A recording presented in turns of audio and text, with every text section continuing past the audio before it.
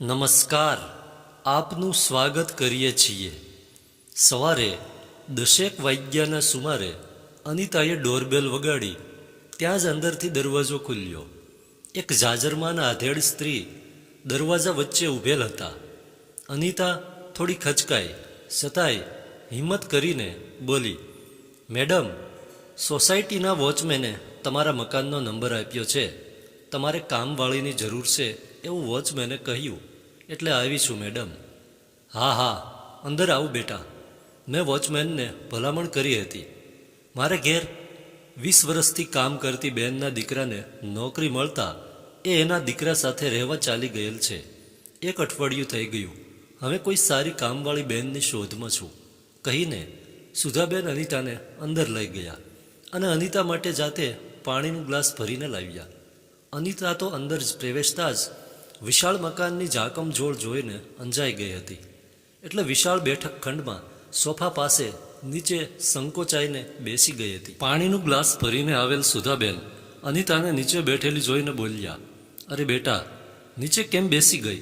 Sofa ઉપર બેસ. અહીં નોકર માલિકના કોઈ ભેદભાવ નથી દીકરી. સોફા ઉપર બેસીને પાણી પીતા પીતા તો અનિતા ભાવ વિભોર થઈ ગઈ. સુધાબેનના મોઢેથી બેટા અને દીકરી શબ્દ સાંભળીને એ સુધાબેન સામે જોતી જ રહી. બીએના બીજા વર્ષમાં અભ્યાસ કરતી અનિતાથી સુધાબેન સામે હાથ જોડાઈ ગયા. એનાથી આપોઆપ બોલી જવાયું, ખૂબ ખૂબ આભાર મેડમ. થોડીવાર રહીને સુધાબેને પોતાનું નામ જણાવીને કહ્યું, તારું નામ શું છે અને તારી ઉંમર કેટલી છે દીકરી? કોની સાથે અને ક્યાં રહેશે બેટા? અને હા, તું મને મેડમના બદલે બા કહીશ તો મને ગમશે. અનિતા કડીભર પછી થોથવાતા બોલી, બા, આપ તો વંદનીય છો. નાના મોઢે મોટી વાત કરું છું, પરંતુ આટલા મોટા વૈભવશાળી મકાનમાં રહેતા એક જાજરમાન સ્ત્રીનો આટલો ભાવ તો પરિકથા જેવો લાગે છે બા. બેટા, તારા શબ્દો પરથી તો તું પણ ખાસું ભણેલી ગણેલી અને સારા ઘરની દીકરી દેખાય છે, કહીને સુધાબેન અનિતાને જોઈ જ રહ્યા. અનિતા થોડી ઢીલી થઈ ગઈ, છતાંય મનના આવેગને ખંખેરતા બોલી, મારું નામ અનિતા છે. મારી ઉંમર 19 વર્ષની છે. હું અને મારી મમ્મી અહીંથી થોડે જ દૂર એક ચાલીના ભાડાના ઘરમાં રહીએ છીએ. પિતાજી હયાત નથી. અમે મા દીકરી એકલા જ રહીએ છીએ. તારા મમ્મી શું કરે છે દીકરી? એ કેમ સાથે ના આવ્યા? અને તારે 19 વર્ષની ઉંમરે ઘરકામ કરવાની જરૂર શા માટે ઊભી થઈ? તું તો અભ્યાસ કરતી હોય તેવું દેખાય છે બેટા, સુધાબેન સાહજિકતાથી બોલ્યા. સુધાબેનની પારખું નજરે જાણે ચોરી કરતી પકડી હોય તેમ અનિતાને બધી જ હકીકત જણાવ્યા વિના છૂટકો નહોતો. તે થોડી નર્વસ થઈને બોલી, બા, હું બીએના બીજા વર્ષમાં અભ્યાસ કરું છું. મારી મમ્મી સિલાઈ મશીન ઉપર સીવવાનું કામ કરે છે. એમાંથી અમારું 2 જણનું ગુજરાન આરામથી ચાલ્યું જાય છે. અભ્યાસની સાથે ઘરકામ બધું હું સંભાળું છું. કમનસીબે છેલ્લા 1 મહિનાથી મારી મમ્મી બીમાર છે. એને લીવરની થોડી તકલીફ છે. દવા ચાલુ છે. ડૉક્ટરે 5-6 મહિના બિલકુલ આરામ કરવાનું કહેલ છે. થોડી ઘણી બચત દવાખાનામાં વપરાઈ ગઈ. મમ્મી પાસે 1-2 ઘરેણાં હતા, એ પણ વેચાઈ ગયા. આખરે મેં અભ્યાસ પડતો મૂકીને તાત્કાલિક ઘરકામ તરફ નજર કરી. સાથે સાથે સીવણ ક્લાસ પણ મેં ચાલુ કર્યા છે. જોકે એ સીવતા વરસ નીકળી જશે.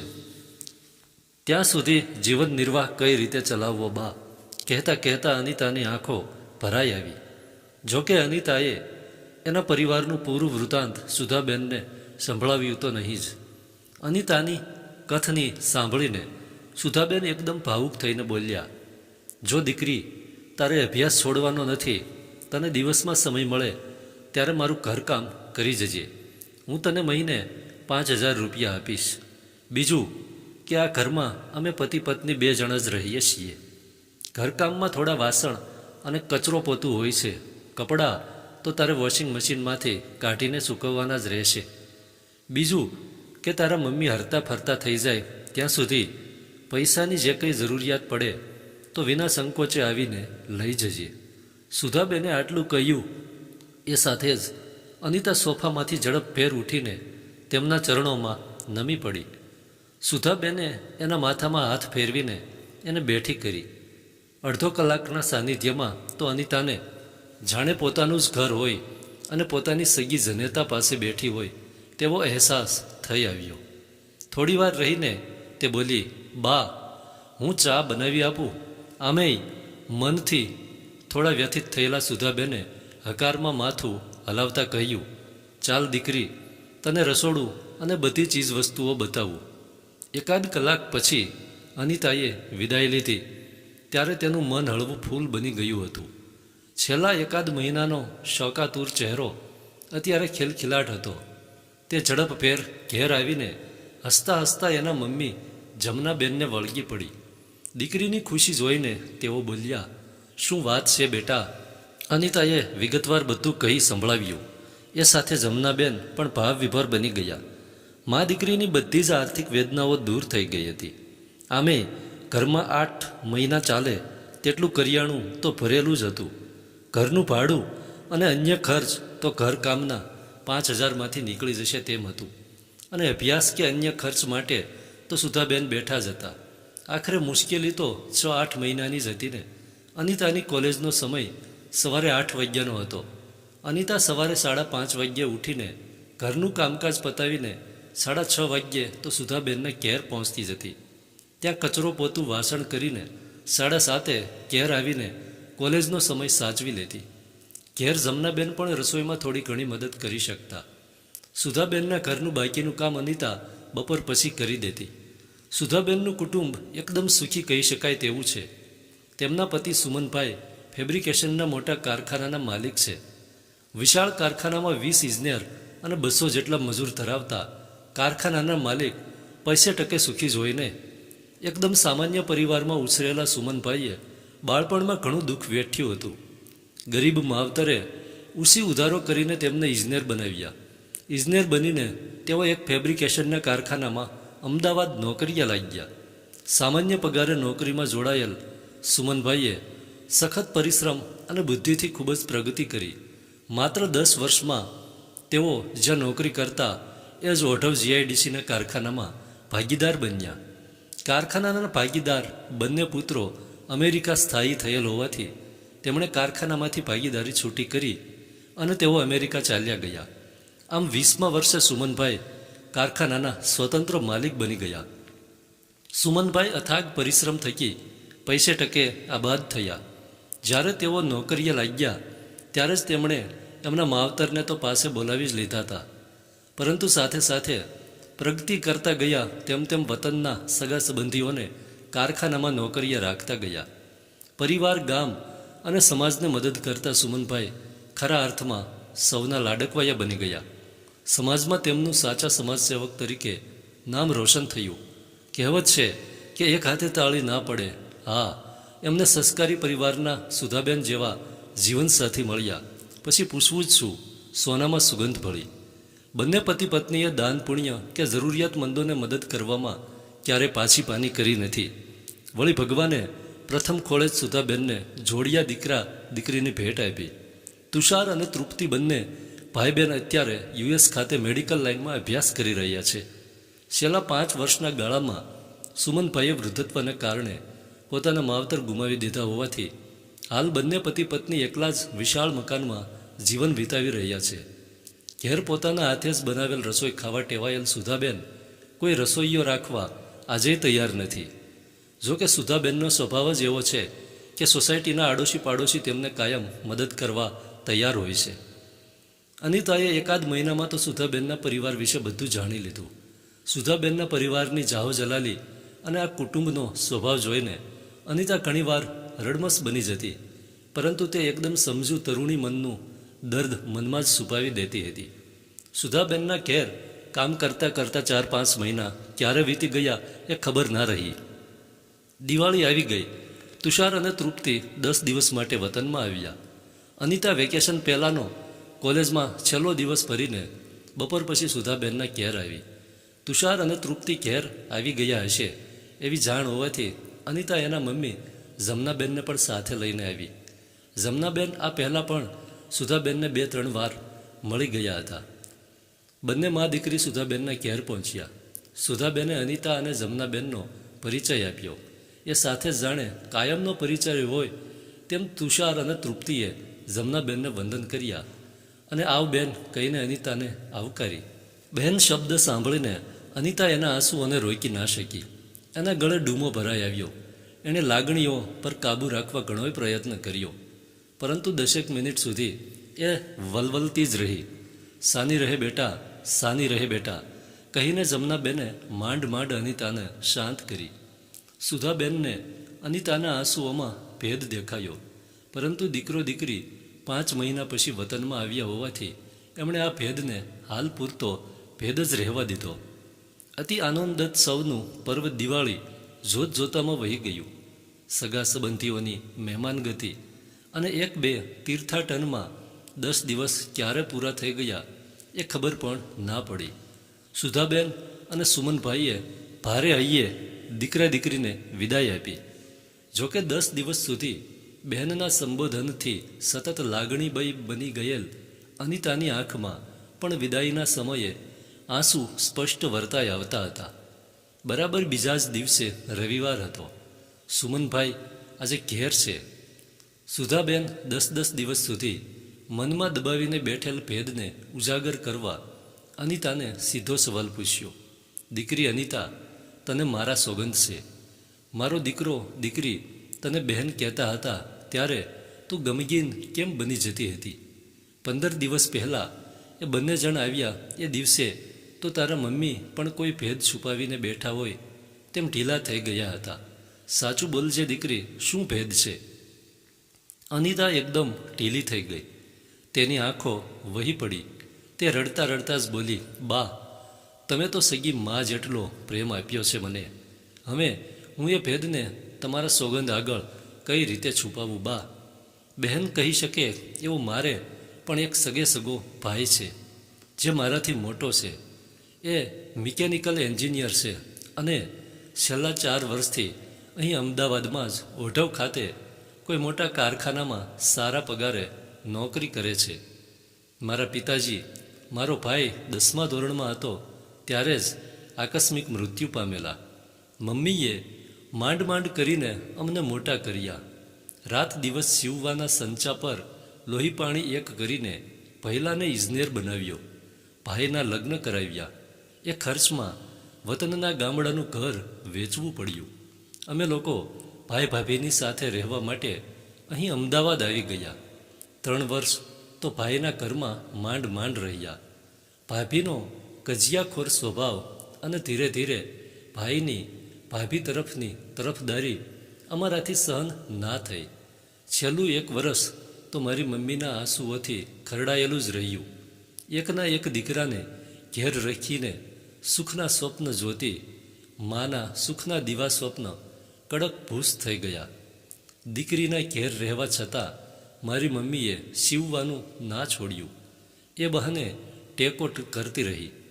મારી દશા તો ભાભીએ નોકરાણી જેવી કરી દીધી હતી. પરંતુ હવે જવું તો ક્યાં જવું? વતનમાં તો હવે ના હતી જમીન કે નહોતું રહેવા માટે ઘર. આખરે અમે મા દીકરીએ ભારે હૈયે ભાઈનું ઘર છોડી દીધું. મમ્મીના કાયમી ગ્રાહક કપિલાબેને એમના સંબંધીને ભલામણ કરીને અમને ચાલીમાં મહિને 1500 રૂપિયાના ભાડે ઘર અપાવ્યું.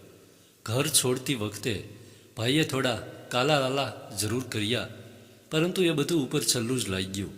કારણ કે આજે 1 વર્ષ થવા આવ્યું, પરંતુ એણે આજ સુધી અમારી શોધખોળ કરી નથી. કોઈ પણ સંબંધ વગરના સંબંધે તુષારભાઈનું બહેન સંબોધન મને દરરોજ વિહવળ બનાવી દેતું હતું. મને સતત થયા કરતું હતું કે કોઈ પણ સામાજિક સંબંધો વગર એક અતિ સુખી સંપન્ન પરિવારનો પારકો જણિયો ઊંડી લાગણીથી બહેન બોલીને ભાવ વિભોર કરી દેશે તો સગા માના જણિયાને સગી બહેન જરાય યાદ આવતી નહીં હોય, એને સગી જનેતાની થોડીએ નહીં પડી હોય. આટલું કહેતા કહેતા તો અનિતા ડુસકા ભરીને રડવા લાગી. સુધાબેને એને પાણી પાયું. અનિતા થોડી સ્વસ્થ થતાં જ સુમનભાઈએ પૂછ્યું, અનિતા દીકરી, તારા ભાઈનું નામ શું છે? અનિતા સુમનભાઈને બાપુજી સંબોધનથી બોલાવતી હતી. એણે ભારે હૈયે કહ્યું, એનું નામ ચિરાગ છે બાપુજી. સુમનભાઈ આશ્ચર્યચકિત થઈને બોલ્યા, અને તારા પિતાજીનું નામ શું છે બેટા? એમનું નામ તો જનકભાઈ હતું બાપુજી. કહેતા કહેતા તો પિતાજીની યાદ આવતા જ અનિતા ફરીથી ઢીલી થઈ ગઈ. જોતજોતામાં 1 મહિનો વીતી ગયો. તુષાર ફેબ્રિકેશનની સ્થાપનાને 5 વર્ષ પૂરા થઈ ગયા. સુમનભાઈ કારખાનાના સ્વતંત્ર માલિક બન્યા. એના પછી નવું નામાભિધાન તુષાર ફેબ્રિકેશન થયું હતું. સુમનભાઈએ કારખાનામાં આજે કારખાનાની વર્ષગાંઠ નિમિત્તે સુંદર મિજબાની ગોઠવી હતી. એમાં કારખાનાના દરેક કર્મચારીઓના પરિવારોની સાથે સાથે સગા સંબંધીઓને પણ આમંત્રણ આપવામાં આવ્યું હતું. સુમનભાઈએ અનિતા અને જમનાબેનને તો ખાસ આવવાનું કહ્યું હતું, પરંતુ એમને અને સુધાબેનને 11ના ટકોરે કારખાનામાં હાજર થવાનું એમણે ખાસ કહ્યું હતું. બધાને સવારનો 10 વાગ્યાનો સમય આ 3 જણને 11નો એનો ભેદ સુધાબેન પતિ પાસેથી જાણી ચૂક્યા હતા. જોકે આ માટે સુધાબેને બહાનું તો એવું ઉપજાવી કાઢેલું કે જમનાબેન લાંબો સમય બેસી ના શકે એટલે મોડું જવાનું છે. બરાબર 11ના ટકોરે સુધાબેન, જમનાબેન અને અનિતાએ કારખાનામાં પ્રવેશ કર્યો. આ સમયે સુમનભાઈનું વક્તવ્ય ચાલુ હતું. કર્મચારીગણ, એમના પરિવારો અને સુમનભાઈના સગા સંબંધીઓ એક કાન થઈને વક્તવ્ય સાંભળી રહ્યા હતા. સુમનભાઈ એમની બાળપણની ગરીબીથી લઈને મા બાપનો સંઘર્ષ અને પોતાના સખત પરિશ્રમને વર્ણવી રહ્યા હતા. આખે આખો શ્રોતાગણ એકદમ ભાવુક બનીને રસપાન કરી રહ્યો હતો. સુધાબેને 3 ખાલી ખુરશીઓ પર નજર કરી એ સાથે જ એમણે અનિતા અને જમનાબેનને બેઠક લેવાનું કહ્યું. સુધાબેનની સાથે અનિતા અને જમનાબેને ખુરશીમાં બેઠક લીધી. બેસતાની સાથે જ અનિતાનું ધ્યાન બાજુની ખુરશી પર ગયું. તે એકદમ સમસમી ગઈ. જાણે ઝાડ લાગી હોય તેમે લાલચોળ થઈ ગઈ. એણે આવેશને કાબૂમાં રાખવાનો પ્રયત્ન કર્યો. થોડી વારમાં તો જમનાબેને પણ બાજુની 2 ખુરશીઓ પર નજર કરી લીધી હતી. તેઓ ગમગીન બનીને બેસી જ રહ્યા. મા દીકરી બંને સુમનભાઈના વક્તવ્યમાં ધ્યાન પરવવાની કોશિશ કરી રહ્યા હતા, પરંતુ એ નિરર્થક નીવડ્યું. આમે એ બંને તો આ પરિવારને ભગવાન જેવું માનતા હતા. એમને જાત અનુભવ થઈ ચૂક્યો હતો. એ જ બધું વક્તવ્યમાં હતું. અચાનક અનિતા અને જમનાબેનનું ધ્યાન સુમનભાઈના વાક્યો તરફ ખેંચાયું. જગતમાં એવા પણ દીકરાઓ હોય છે કે મા બાપના પરિશ્રમ થકી જ આગળ આવીને પછી મા બાપને જ ભૂલી જાય છે. અને એમાંય આવા કુપાત્ર દીકરાઓ એમની અસંસ્કારી પત્નીઓની વાતોમાં આવીને ભગવાન તુલ્ય પોતાના માવતરને જ તરછોડી દે છે. આવો એક કુપાત્ર દીકરો મારા જ કારખાનામાં આવીને ઊંચા પગારે એની પત્ની સાથે લીલા લહેર કરી રહ્યો છે. બસ આજની મિજબાની પૂરી થતાં એને હું તરત જ નોકરીમાંથી છૂટો કરી દઈશ, એટલે સૌને ખબર પણ પડી જશે કે એ કુપાત્ર દીકરો કોણ છે. સાથે સાથે આવો માણસ અમદાવાદમાં ક્યાંય પણ નોકરી મેળવવા પ્રયત્ન કરશે તો હું તેને ક્યાંય ફાવવા નહીં દઉં. આ મારું વચન છે. કહીને સુમનભાઈએ વક્તવ્ય પૂરું કર્યું. એ સાથે જ ગણગણાટ વધી ગયો. બધા અરસપરસ એકબીજા તરફ નજર કરવા લાગ્યા. જેને જોઈને અનિતા લાલઘૂમ થઈ હતી એ બાજુની 2 ખુરશીઓ પર બેઠેલ ચિરાગ અને તેની પત્ની ખુશ્બુ હતા. ભાઈ ભાભીની બાજુમાં જ ઉપસ્થિતિ અનિતા કઈ રીતે સહન કરી શકે? અત્યાર સુધી તો ચિરાગ અને ખુશ્બુએ પણ જમનાબેન અને અનિતાને જોઈ લીધા હતા, એટલે તેઓ સંકોચાઈને બેઠા તો હતા જ, પરંતુ સુમનભાઈના કાળઝાળ વાક્યો પછી તેઓ બંને રીતસરના થથરી રહ્યા હતા. 5 મિનિટનો સમય પસાર થઈ ગયો. સૌ કોઈ આમંત્રિતોની નજર અત્યારે કુપાત્ર દીકરાને શોધી રહી હતી, પરંતુ એ કુપાત્ર દીકરાની નજર તો હવે માત્ર જમનાબેન સામે દયાની આજીજી કરી રહી હોય એવું જમનાબેન મનથી અનુભવી રહ્યા હતા. વધારે વિલંબ કર્યા વગર પોતાની બીમારીને ભૂલી જઈને જમનાબેન ઊભા થઈ ગયા ને ઝડપભેર માઇક પાસે પહોંચી ગયા. સૌ કોઈ જમનાબેનને જોઈને ગણગણાટ કરતા બંધ થઈ ગયા. જમનાબેને ઝડપભેર માઇક હાથમાં લીધો અને બોલવાની શરૂઆત કરતાં કહ્યું, સગા ભાઈ સમાન પરમ આદરણીય સુમનભાઈ, તમને એટલી જ વિનંતી કે ભૂલ માનવી કરે છે, ભગવાન નહીં. તમે જે કુપાત્ર દીકરા વિશે કહી રહ્યા છો એને માફ કરી દો, એને જાહેરમાં ખુલ્લો ના પાડો. તમને 2 હાથ જોડીને વિનંતી કરું છું. આટલું કહીને તેઓ ઘડીભર ચૂપચાપ ઊભા રહી ગયા. જોકે તેમને આટલું કહેતા કહેતા તો હાંફ ચડી ગયા, એટલે તેમણે એક ખાલી ખુરશીમાં બેઠક લીધી. સૌ આમંત્રિતોમાં ફરી ગણગણાટ શરૂ થયો, પરંતુ અચાનક ચિરાગ અને ખુશ્બુ ઝડપભેર જમનાબેન પાસે આવી પહોંચ્યા. ખુશ્બુએ પાણીનો ગ્લાસ ભરીને જમનાબેન આગળ આવીને એમની સામે ધર્યો, જ્યારે ચિરાગે તો માઇક હાથમાં લઈને ઝડપભેર કહેવા માંડ્યું, એ કુપાત્ર દીકરો હું જ છું. જમનાબેન તરફ આંગળી કરીને તે આગળ બોલ્યો, આ ભગવાન સમાન માને મેં જ તરછોડી છે. આજે મને અને મારી પત્નીને ભૂલનો પસ્તાવો થઈ રહ્યો છે, પરંતુ અમે લોકોએ ઘણું મોડું કર્યું છે. હું માફીને લાયક નથી. સુમનભાઈ મને જે પણ સજા કરે તે મને મંજૂર છે, કહીને ચિરાગ આવીને જમનાબેનના પગમાં ફસડાઈ પડ્યો.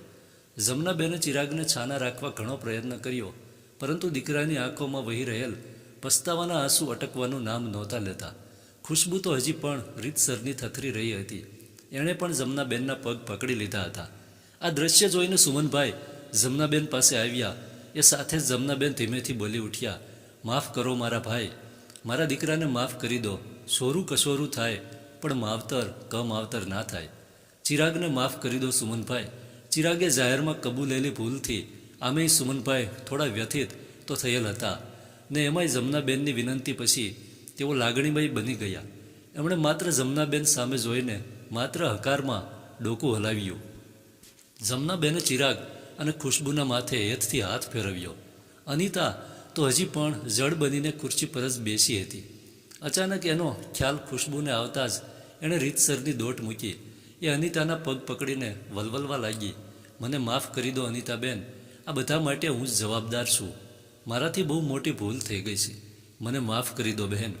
તંદ્રામાંથી બહાર નીકળતી હોય તેમ અનિતાએ ધીરે ધીરે એની નજર ખુશ્બુ તરફ માંડી. એ સાથે જ એની આંખો અનરાધાર વરસવા લાગી. હા, એ અનરાધાર અશ્રુ પ્રવાહ ખુશીનો હતો કે વિષાદનો, એ તો માત્ર અનિતા જ કહી શકે. પણ થોડી વાર રહીને એ ખુશ્બુને બાજી પડી. અત્યારે ભાભીનું સાનિધ્ય સગી માના પ્રેમ જેટલો અહેસાસ કરાવી રહ્યું હોય એવું અનિતાને લાગ્યું. અડધી કલાક પછી ચિરાગ અને ખુશ્બુ જમનાબેન અને અનિતાને જમાડી રહ્યા હતા. એ દ્રશ્ય સુધાબેન જમતા જમતા આંખો ભરીને પી રહ્યા હતા, તો ફરી ફરીને મહેમાનોનો આગ્રહ કરીને જમાડી રહેલ સુમનભાઈના મોં પર પણ હવે પરમ સંતોષની લહેરખી પણ સ્પષ્ટ વર્તાઈ આવતી હતી. ધન્યવાદ.